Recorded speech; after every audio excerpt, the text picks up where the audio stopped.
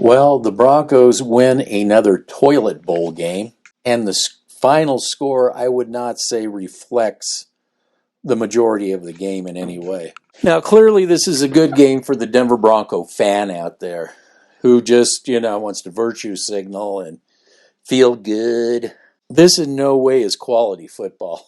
The Denver Broncos are going to one day actually face a team that's not going to self-destruct because of themselves. It's not going to get in their own way. What was it? It was a bogus penalty on Browning, roughing the quarterback, where they almost are obligated to throw a flag. Their starting quarterback goes out, and miraculously this team, with the flags being thrown on it, particularly on the offense and defensive lines, that, again, mysterious false starts that aren't false starts at all, lining up in a neutral zone even though the ball wasn't snapped, and getting back, but, Garrett Bowles, we could throw a flag, okay, we'll throw a flag. On top of that, you just had boneheaded play calling by the Cleveland Browns. And as example, after the Browning hit, it was a bogus hit all the way. Absolutely. The Browns were gifted a really legitimate shot because it's 12-17. I mean, they have a chance to really get back in this game, if not even take the lead. But, just as an testament of how bad their play calling was throughout the game, Cleveland goes and does this end around nonsense. And I think they end up fumbling the ball away. When you're that bad of a play caller, you should lose the game as a coach. I think as a coach, you lose this game for your players. So for me, like I said, this is a good game for Bronco fans that, yay, look at the score. Want to, talk about fisherman tales, okay? That this game for 3 quarters wasn't what it really was, until the Browns really decided to go self-destruct on themselves. The Cleveland Browns, this isn't, believe me, any kind of, I'm not giving the Cleveland Browns any breathing room on this, but, if we back up a bit and we go to the first quarter, we go to the very first drive by the Broncos, I don't want to hear from Bronco fans. This is not a fan channel. We evaluate the tape.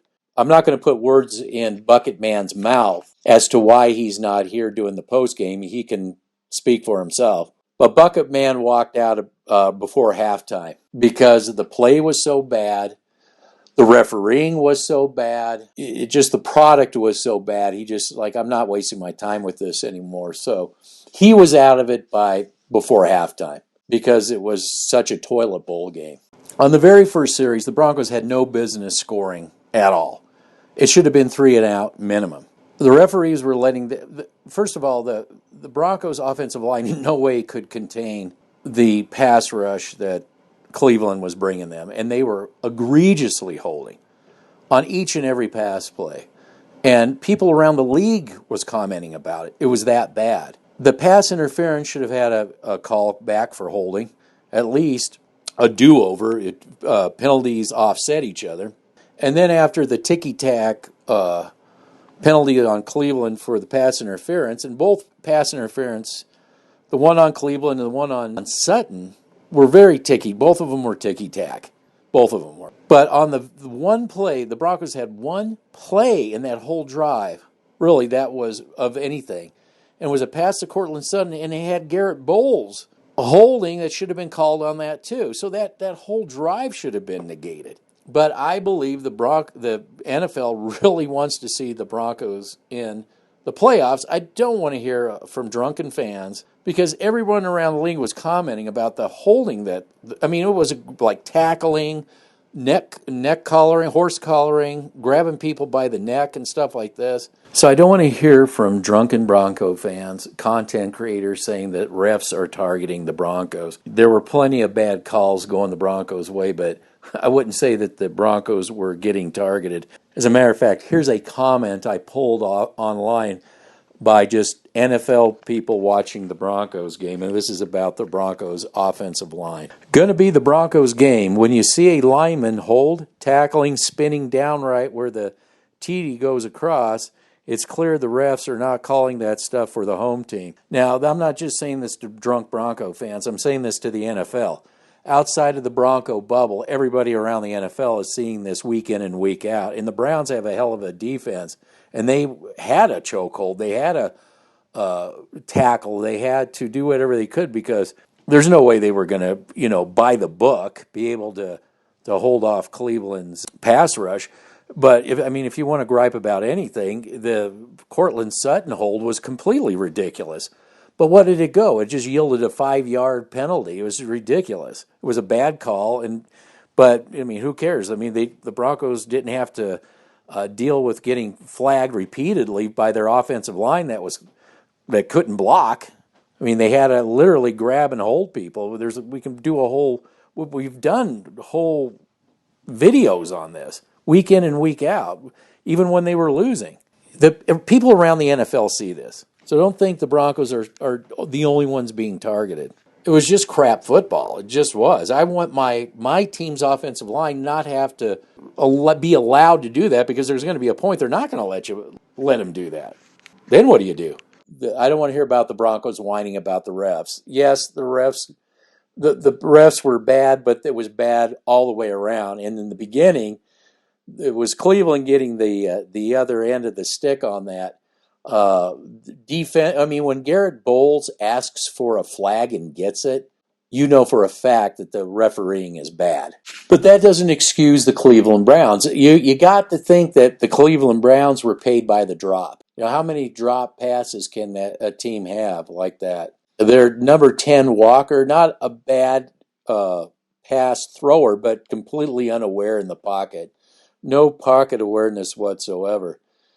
I'm just saying that one of these days the Broncos are actually going to play an opponent that's not going to beat itself. And then we can start to get a gauge. I can't get a gauge on this team. The drunken fan will tell you that it's a playoff team. And as far as I'm concerned, if they would have lost this game, I would say put them in the playoffs anyway. If they lost the rest of their games, it only takes 4 games. If they lose 4 games, they have a losing season. But I say give them a shot at the playoffs. The NFL clearly wants them in the playoffs. They clearly want them in there. With all these teams, you never know what team's going to show up. The Broncos right now, I would say, with the crappy refereeing and the fact their offensive line is dog shit. It really is on film. I can compare Cleveland's offensive line with Denver. They weren't choke holding. The holding's egregious. Every time they showed a close-up, there was egregious holding. I'm not talking ticky-tack stuff. I'm talking choke holds and everything. But, when they played the Bills, their right tackle was choke holding left and right, and they didn't call it. So this is yet another team they played that the team just disintegrated on itself. As bad as the Browns were playing, and in some ways the way they were targeted by the refs, especially they were targeting both the defense and offensive lines, I think, ridiculously. They were still in the game. Even though they were dropping passes and bad play calling on the part of they open up the game. They're doing the same thing Minnesota did. Just horrific coaching, horrific play calling. I just don't get it. I don't understand that. It doesn't make any sense to what I was seeing on the field. But this was definitely the referees. They would think that they were like the third team out there. Just with bad calls going both ways and a lot of no calls going the Broncos' way. Patrick Surtain definitely tackled a guy before he got the ball. There was no flag. Cortland Sutton's pass interference, yeah, you could call it. It was ticky-tacky. The pass interference on the Cleveland side of the field, that pass interference would set up the first touchdown, which should have never happened because they were flagging the defensive line for things that you couldn't see. I didn't even. The fact is, they should have flagged it was the Broncos' offensive line for lots of egregious holding. It was like the whole first half was the worst. Everybody in the NFL was talking about the holding the Broncos were doing and getting away with. So between the no calls and the bad calls and the bad play on the field, again, it's just really hard to get a gauge on where this team really is. The only thing I can say is they're right now just playing mostly mistake. I say mostly mistake, just for the fact they're just not getting called for all the holding they're doing. And if they did that, this probably be a whole different ball game. I don't think they would have. I think it would have been a 3-and-out on their very first possession, and that's what it should have been. It's just like I said, I can't gauge anything with so much garbage out on the field.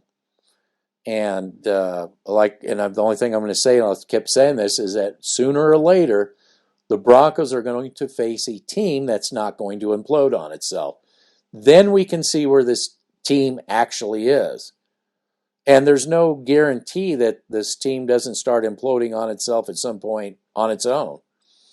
So again, enjoy this winning streak while you can, because God only knows how long it's going to last. And I'll say this, the NFL clearly wants to see the Broncos in the playoffs. And they might as well be, because whoever's in the playoffs, it would not surprise me if they cave in on themselves. And this is like and I've been listening to commentary just across the board on the NFL about this is like been the worst season for crappy football, just really garbage football. And I think the Broncos are a beneficiary of that crap football. So enjoy it while you can. This is definitely a game for fans, right? Today's game was for fans. Definitely not a game for people who like football.